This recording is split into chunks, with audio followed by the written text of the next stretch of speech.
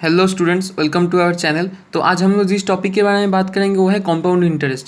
पहले मैं आप लोगों को बता देना चाहता हूँ कि सिंपल इंटरेस्ट का बारे में अगर आप लोग कुछ भी नहीं जानते हैं या फिर आपने सिंपल इंटरेस्ट वाला वीडियो नहीं देखा है हमारा, तो प्लीज़ उसे जाकर एक बार देख लीजिएगा, वरना आपको ये समझने में बहुत परेशानी होगी।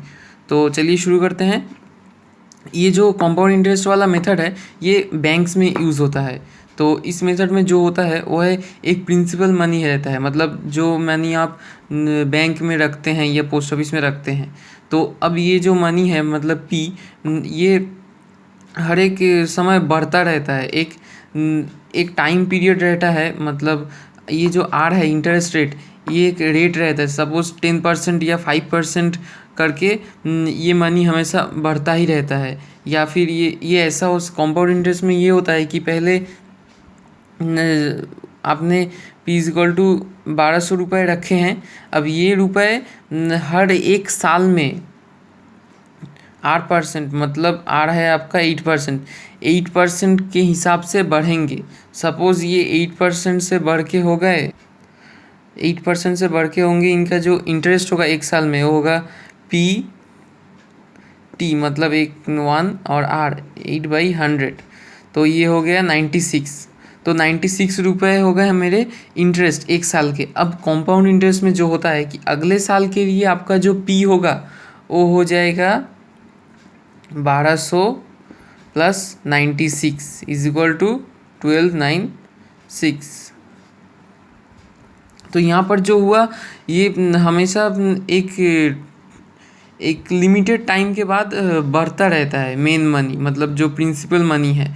यहाँ पर ही ऐसे अब इसके ऊपर जो दूसरा साल आएगा वहाँ पर ये 1296 रुपये के ऊपर ही 8% इंटरेस्ट रेट के हिसाब से फिर जो इंटरेस्ट उठेगा तीसरे साल में जाके वो इसके साथ ऐड होके फिर उसके ऊपर इंटरेस्ट होगा। ये बिल्कुल ऐसा होगा। अब हम कुछ मैथ्स देखेंगे। मैथ्स के पहले मैं आप लोगों को ये दिखाना चाहता हूँ कि ये जो कंपाउंड इंटरेस्ट का मैथ है उसके लिए एक फार्मूला रहता है, वो फार्मूला हम लोग कैसे ला रहे हैं। तो ये जो कंपाउंड इंटरेस्ट वाला फार्मूला है वो मैं आप लोगों को बता दे रहा हूँ।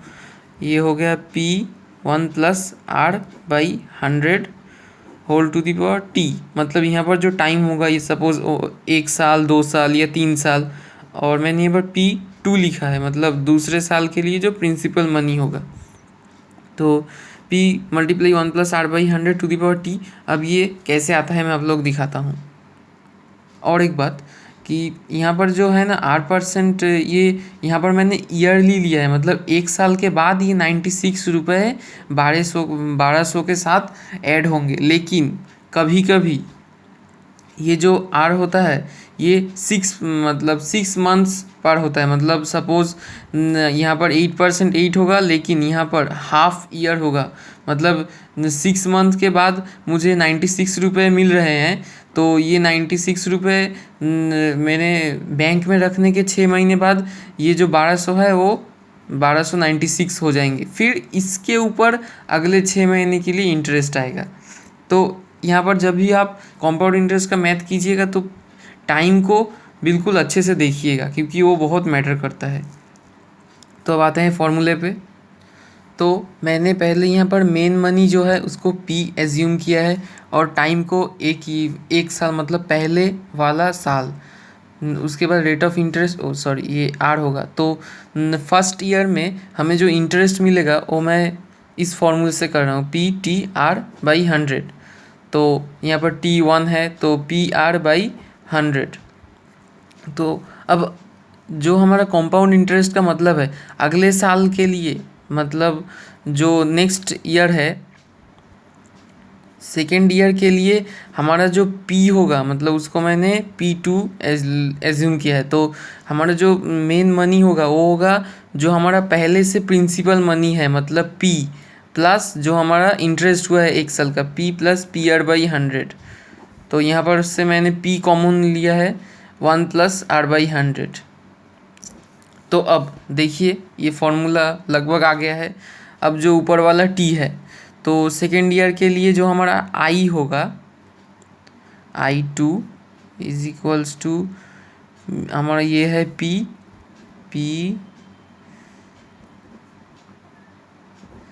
अब यहाँ पर जो टी होगा वो भी 1 होगा, क्योंकि हमने यहाँ पर एक अलग से इंडिविजुअली सेकेंड ईयर को लिया है, मतलब फर्स्ट ईयर के साथ इसका कोई लेन देन नहीं है, सिर्फ यहाँ पर। तो यहाँ पर टी होगा 1 और जो आर होगा तो आर ही रहेगा बाई 100।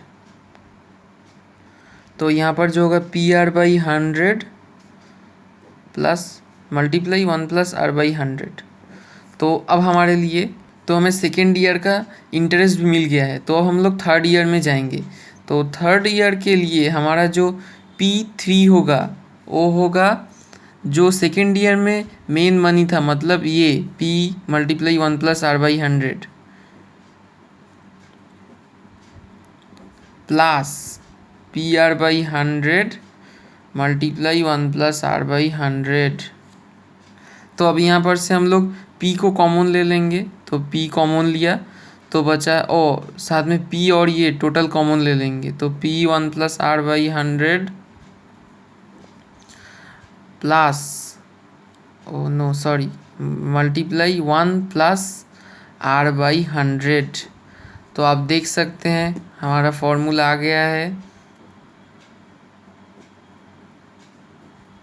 स्क्वायर।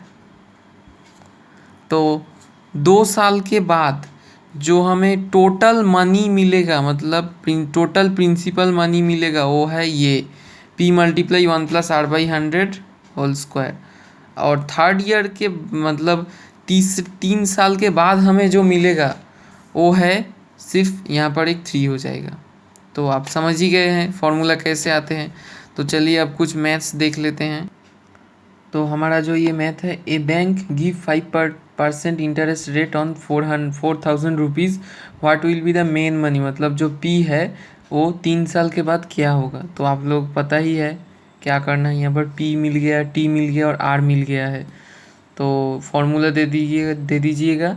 अब देखिए एक और बात, जो 3 साल के बाद हमें मिलेगा, मतलब 3 साल के बाद हमें मिल रहा है P मल्टीप्लाई 1 और ऑब्वियसली आप यहाँ पर कुछ लिखना, मतलब let P is equal to T is equal to R is equal to, so नहीं तो नंबर नहीं मिलेगा।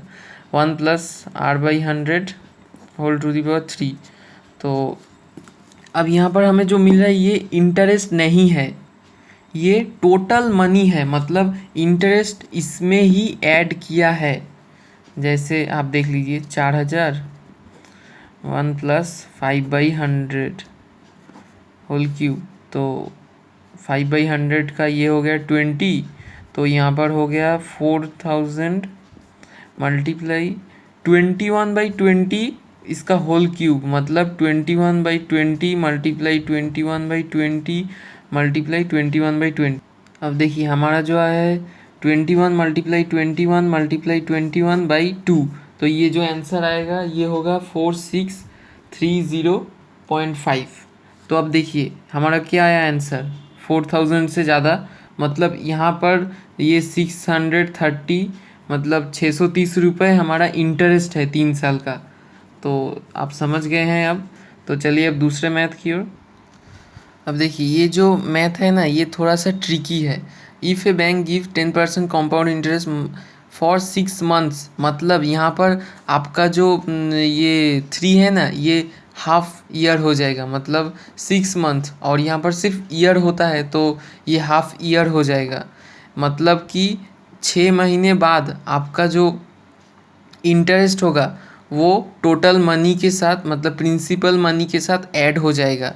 ये सिर्फ 6 महीने बाद होगा, और क्योंकि यहाँ पर 1 साल बाद हो रहा है, यहाँ पर ये काम 6 महीने बाद हो रहा है, तो 1.5 साल के भीतर आपका ये प्रिंसिपल मनी क्या होगा। तो चलिए इसको करते हैं। अब एक बात, ये यहाँ पर आपको लग रहा है कि मैं इस फॉर्मूले से करूँगा, लेकिन ये फॉर्मूला अगर मैं यहाँ पर यूज़ करता हूँ तो ये मैथ पूरा बेकार हो जाएगा। इसलिए ये मैथ लग रहा है कॉम्पाउंड इंटरेस्ट, लेकिन करना पड़ेगा आपको सिंपल इंटरेस्ट से। हाँ, अगर आप इसके कॉम्पाउंड इंटरेस्ट से कर पाए तो बहुत अच्छी बात है, लेकिन मैं यहाँ पर इजी होगा इसलिए ये दिखा रहा हूँ। तो पहले हम लोग 6 मंथ करके ये अगर इसको डिवाइड करेंगे तो हमें पार्ट्स मिलेंगे, पहले 6 मंथ, उसके बाद फिर 6, उसके बाद फिर 6। तो पहले हम फर्स्ट 6 मंथ के लिए करते हैं। तो यहाँ पर मैंने फर्स्ट लिखा है, तो P हमारा 8000 है, तो यहाँ पर I1 is equals to P T R by 100। और यहाँ पर मैंने गलती से 100 लिखने जा रहा हूँ, तो प्लीज़। तो यहाँ पर हमारा हो गया, ये कट गया, तो ये 400। तो हमारा पहले वाले का पहले 6 महीने में इंटरेस्ट होगा 400। अब दूसरे के लिए, सेकंड के लिए P2 हमारा होगा 8000 प्लस 400 इज इक्वल्स टू 8400। तो हमारा जो I2 होगा वो होगा 8400 मल्टीप्लाई हाफ मल्टीप्लाई 1/10। मतलब यहाँ पर 10/100 था, तो इसलिए मैंने एक ज़ीरो काट के यहाँ पर 10 लिखा है, कॉन्फ्यूज़ मत होना। तो यहाँ पर 420। तो हमारा जो P3 होगा ये होगा हमारा 8400 प्लस 420, मतलब 8820। तो हमारा जो I3 होगा हमारा P T R/100, मतलब 1/10। तो हमारा ये ज़ीरो कट गया, तो ये हो गया 441। तो हमारा जो ये टोटल इंटरेस्ट होगा हमारा 400 प्लस 420 प्लस 441। तो हमारा आंसर हो गया यहाँ पर 1426 और 1261 रुपीज़। तो अब हमारा जो 3 साल के बाद, 1.5 साल के बाद हमारा जो टोटल मनी मिलेगा वो होगा हमारा 9261 रुपीज़। तो आज के लिए बस इतना ही। ये वीडियो ज़्यादा बड़ा हो जाएगा, इसलिए मैंने ज़्यादा मैथ्स यहाँ पर नहीं इंक्लूड किया है। मैं इसका ही पार्ट 2 लेके आऊँगा, उसे आप लोग ज़रूर देखिएगा, वहाँ पर और भी अच्छे अच्छे मैथ्स होंगे। तो अब के लिए गुड बाय।